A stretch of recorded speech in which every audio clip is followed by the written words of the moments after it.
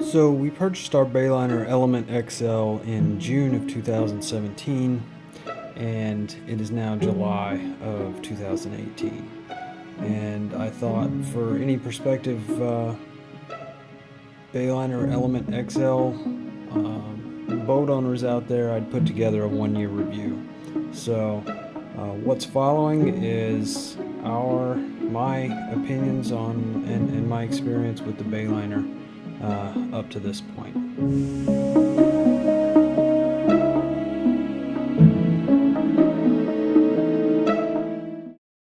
Alright, so a few things. I guess first of all, driving position is weird for me. I always end up putting this cushion up. I like to get higher. I'd still like to get even higher yet. This whole seat was too far back. They added these to bring it forward, but it's still, I don't know. It's okay, but it's not great. But you know, it is what it is. This I always have here. So driving position is not wonderful. It's incredibly difficult to steer.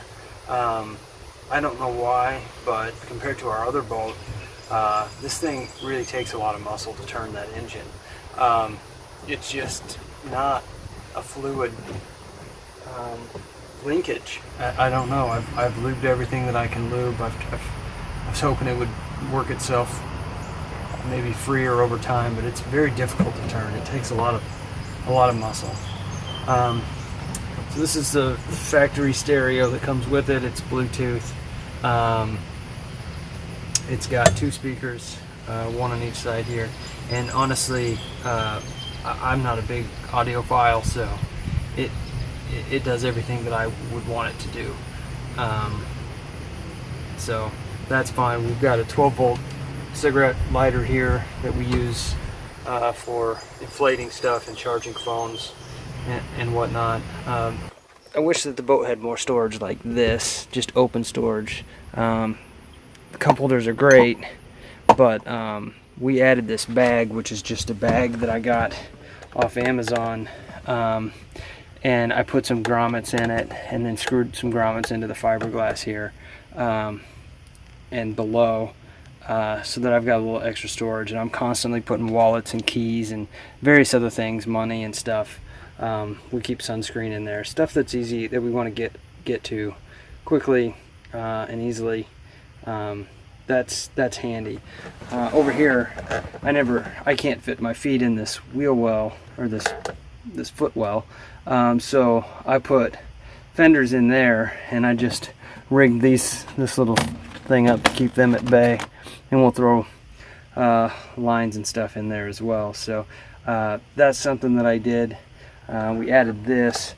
The carpet is a spaghetti mat carpet, which I just bought from a I don't know, it's like a maintenance supply warehouse, and it's great. It's great to the touch. It's really nice.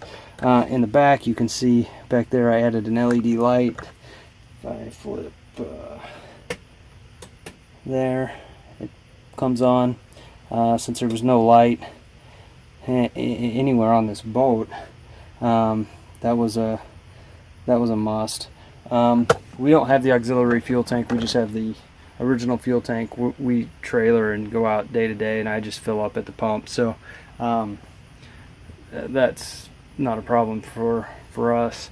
So I added this accessory switch, which runs the light. It's a three-way switch, and right now it's only wired to the light. I may add, I think I'm going to add other lights later, but that's new.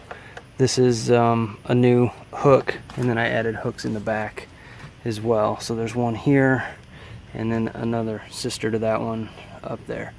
And those I tie my fenders to. I just have my fenders pre-measured, and I just put little carabiners on them, and so we just flop them over the edge. It makes it just nice and quick to be able to connect one-handed. And they're in the right spot for this boat, because this boat is strange. If you try to tie a fender to any of the cleats, well, this cleat's okay, but it's just they're not right. That back cleat doesn't work very well for putting fenders on it. So anyways, so I have those in place so that we can just swap fenders from side to side depending upon if we're tying up, and then they just go right back here, so they're always handy. So yeah, and then on the wakeboard tower, this thing is a little bit Frankensteinish, but I added these are just prototypes because I wanted to see how I would like it. I'm gonna get a metal bracket that spans across here and put wheels on it, but this is really handy. It looks awful right now, but again, I was just trying this out. But it keeps the ropes from underneath these seats, which are a pain in the neck to get off. I think the seats are just awful. I wish they were hinged or something, but for the price point, I understand it's what we've got. So I wanted to get the ropes out. So these are the ropes that we use, and I can just roll them up. It's really simple, so I like it. It works well. I've got these clips on the side that I'll clip onto tubes so that I can tow them, and they'll just rest here. And we've got a booster ball that we use on the other side here. So I'm going to get a metal bracket to replace these orange electrical cord reels, and get it powder coated, and it'll look good, and just span across here. So that'll look good. But for now, those tubing ropes are that's a really slick way to go. I think I like it. The idea worked out pretty well. Storage in the boat is good as far as long-term storage.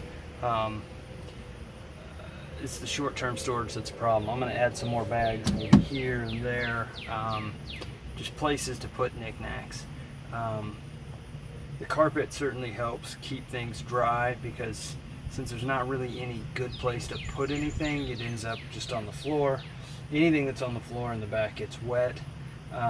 All that, everybody comes in out of the lake, and the floor is just soaked back there, so that always gets wet. Life jackets usually end up going there and draining.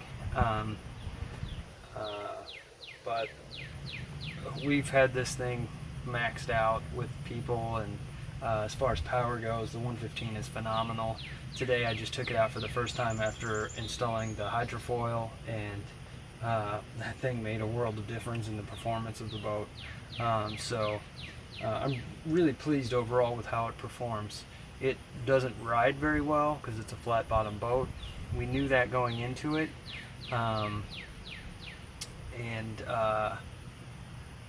there's not a lot to say other than if you're expecting a good ride out of this boat, you're going to be sorely disappointed. But as far as power, it's good. The hydrofoil makes it a far more agile boat.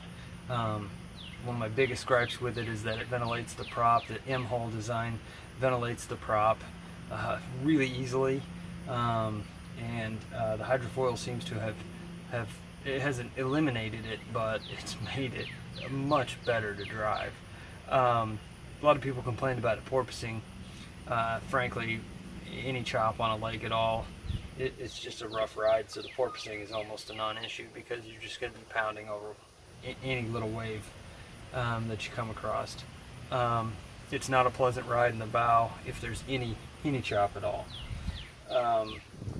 We love the rear lounges. This is the 18-foot version. We love the layout. There's just so much room in this boat for lots of different people and lots of different activities. The bimini is perfect. It checks all the boxes for us. The fit and finish is what you would expect with a boat of this at this price point. I mean, I really wish it had a tachometer. I think I'm going to get the Mercury module. I don't remember what it's called, but so that I can put use my phone as a tach, especially because it had ventilated the prop so often that I'd like to see where I am in the RPM range. I think I'm going to switch the prop out. I haven't done it, but I wanted to try the hydrofoil first and see what that did. it improved things greatly, and I think swapping to a different prop will be good. But I have no complaints about a whole shot. We pull mostly tube with this, and it's got, I don't ever, I mean, three-quarters throttle is more than the kids can handle. Now that I'm able to really turn this thing on a dime, yeah, I don't need any more power. I skied out behind it this weekend. I haven't skied in forever. It popped me up out of the water first time. It's got tons of power. That 115 is a monster on this little boat. The fit and finish is just mediocre at best. There's rub rail I've got problems with. Some of it's just flat out not attached hardly at all. The screws have come out through the fiberglass holes, so that the actual channel that the rub rail sits in is loose in a lot of places. I got a loose cleat over here. There was a Bayliner sticker on the steering wheel that fell off. You know, I don't know, stuff that I don't really care that much about. The rub rail bothers me, but you know, it's fixable. I don't know. I mean, it's hard for me to complain because I knew what I was getting into when I bought the boat. And overall, I would recommend this boat to just about anybody. It's just such a great value that you just can't go wrong with it. It's got its issues, and I guess you just have to understand, you know, what your expectation level is going to be. Real with your expectation level with a $20,000 boat. But the value is great. It's just a wonderful boat. It's laid out very well, and I'll tell you what, they've been around for a while. But we're constantly getting compliments on it. People haven't seen them, and they love it. Everyone is constantly commenting on how smart the design is and how good looking of a boat it is, and I have to agree. Things that I'm gonna add is I've got to put a float switch on the bilge pump. We don't store it in the lake right now. We are going to store it on the lake probably next summer. So I'll need to get that done then. But right now it's just a manual bilge. That's fine. But I'm going to install that. Probably going to install a couple more lights. A light in the front shining in the kind of the companionway area, and then I might put a headlight, kind of a docking light LED on the front. We'll see. And then I need to get some stuff to hold my phone. Actually, all of our phones in this area near the steering wheel, because usually I'm just setting it on the seat by me, and it doesn't really work that well. But yeah, I mean, overall, trailer's easy. Smart layout, plenty of power. Yeah.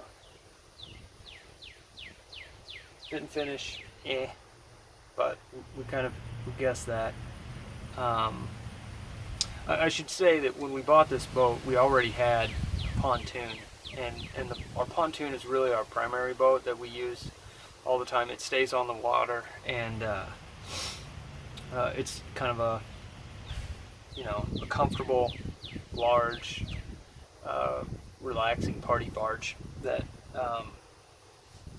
we use most of the time. But it didn't really satisfy with regards to tubing and kneeboarding and wakeboarding and skiing. So we wanted to get a little runabout. We didn't want to spend a lot of money. Just wanted something to be able to really get up and go with whatever tied to the back.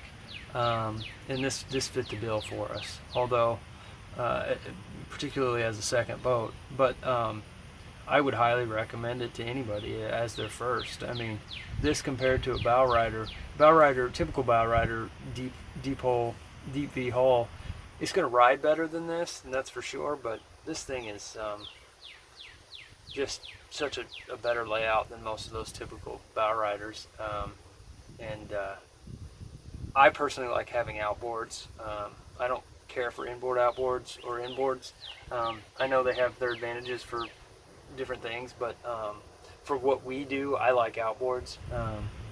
They're easier to maintain, and uh, I prefer them. So that was another advantage for us. It doesn't make it for quite as nice of a swim deck, but again, this isn't really a boat that we're typically swimming off of, although we do from time to time. But usually, we're tied up with the pontoon or other people, and we've got the lily pad out, and the swim platform really isn't much of an issue for us, although it's plenty convenient here. Um, but yeah, I guess if you have any questions, let me know. I'd be happy to answer them, let you know what my experience has been. Um, if I think of anything else, I guess I'll let you guys know. But yeah, overall, very pleased, and would highly recommend. If you have any questions or comments, let me know. I'll answer them.